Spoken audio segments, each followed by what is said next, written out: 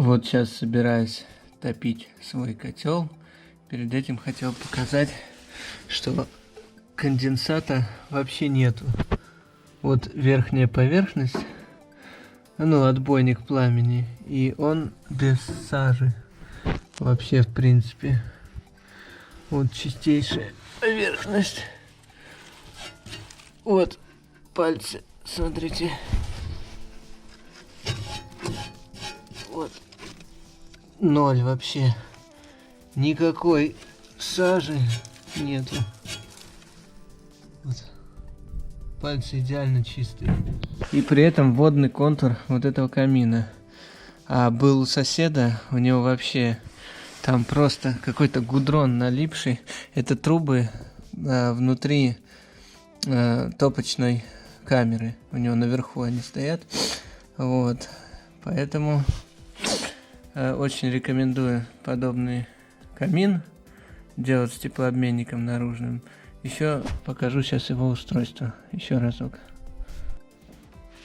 В общем, подведя итог небольшого испытания моего теплообменника над камином, могу сказать, что очень доволен результатом.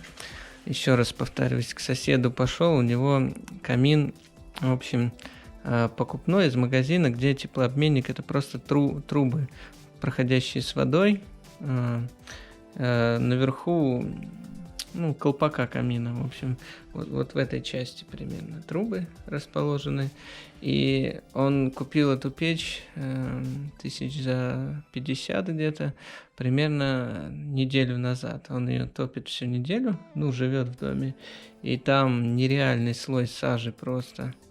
Я аж удивился. Там вот так вот я укутал для проведения эксперимента, но, честно говоря, не особо увидел разницу с укутыванием и без. Поэтому можно и снять этот материал.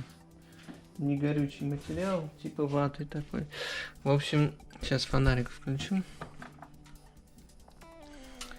Где-то неделю я его так гоняю в таком режиме. В общем, что я доработал за эту неделю и что я понял. В общем, лучший результат, если припаять вот эти радиаторы к трубкам, они сразу холоднее становятся. Сейчас попробую тепловизором продублировать, чтобы не быть голословным. Вот эти два радиатора не припаяны, вот этот припаян, нижний припаянный. Вот на картинке можно видеть такое. Вот нижние особенно хорошо пропаяны, они вообще холодные, с трубок отдают. Вот передний пропаян, видно, вот в этом месте стык олова, да, с трубой. Боковые не пропаяны, они вот раскаленные. Вот я, наверное, их еще допаяю, вот эти два. Вот. Так вот примерно выглядит. Верхний пропаян, особенно вот в этих местах, где темное. Вот там стык идет. Это самое эффективное. Вот эти теплообменники. И сзади у меня по всей стенке, так не видно, я вот сделал теплообменник тоже. Вот может так видно будет. Нет, тоже не видно. Вон он там, теплообменник. В общем, собирайте старые эти газовые колонки, можно с текущими теплообменниками, и вот эти ребрышки. Надо, чем больше килограммов меди и чем больше водный контур, тем будет эффективнее. Надо по максимуму покрыть поверхность. В идеале, конечно, вот эти места тоже мне закрыть, но у меня уже не осталось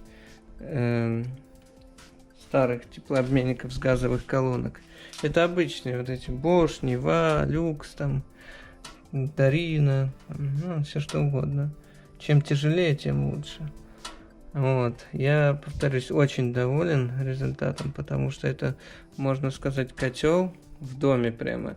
Топишь камин, получаешь нагрев пространства, еще и вода и теплый пол подогреваются. Вот. Всем удачи, кого заинтересовал мой проект, спрашивайте вопросы. Главное, кстати, уточню, чтобы он не закипел ни в каком месте, надо только снизу вверх, чтобы шла вода. Иначе будет, если высокое место, а потом низкое, и при этом, ну, не единственное, вот как тут вот петля, да, это у меня уже вниз насос постоянно циркулирует. Если будет вот несколько трубок, и одна из них вверх и вниз гулять, то в этом месте воздух скопится и закипит. Поэтому надо только снизу вверх, чтобы шло движение воды. Вот. Конечно, в дальнейшем тут какую-нибудь группу безопасности надо бы сделать на случай отключения электричества, но у меня бесперебойник, поэтому в моем случае я не переживаю на этот счет. Может быть, конечно, еще доработает какой-нибудь там клапан давления, если вдруг кипеть начнет. Но опять же скажу, что у меня циркуляционный насос через бесперебойник. Вот.